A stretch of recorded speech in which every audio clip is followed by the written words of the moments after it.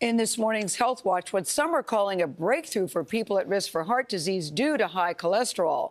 The FDA has just approved a pill form of a powerful class of medication that targets the bad LDL cholesterol. Chief Medical Correspondent Dr. Jon LaPook is here to give us all the details. Morning. John, always good, of course, to have you here. You know, this drug is already available as an injectable. Right. So is it pill form better or just easier? I think it's just easier. It could possibly be a little cheaper depending upon what the other companies do. But this is Lipfendra, and it's a PCSK9 inhibitor. What is that? Yeah. That's a very powerful class of medicines that removes LDL, that's the bad cholesterol from the bloodstream, kind of sopping it up by the liver. Now, that's different than the statins, which, by the way, are much cheaper. They've been around for a long time, especially in the generic form.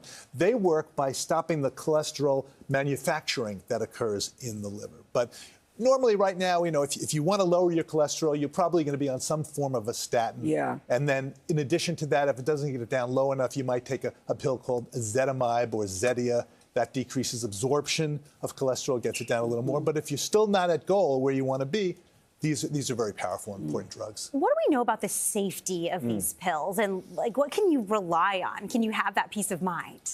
Well, you know, in about a year study of a little over 3,000 people, the safety signals were about the same with placebo. You could have a little diarrhea, a little dizziness, but so far it seems safe. But, you know, 3,000 people as opposed to millions of people, and it's for a year. So we're going to see over time. It's going to be watched very carefully. Of course, we know with the statins, some people can't take it, right? They get some muscle aches. And interestingly enough, if you get muscle aches and cramps with one class or one type of a statin, often you can switch it to another brand and it can go away. But this just gives you another tool. Another option.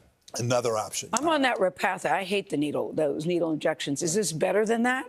It gives you about the same reduction, right? Repatha you have to take every 2 weeks. Of course, these days, everybody and their mother is doing some sort of a injection, right, with the GLP-1s. Right. Really not so hard, right? There's like a sting. It's every 2 weeks.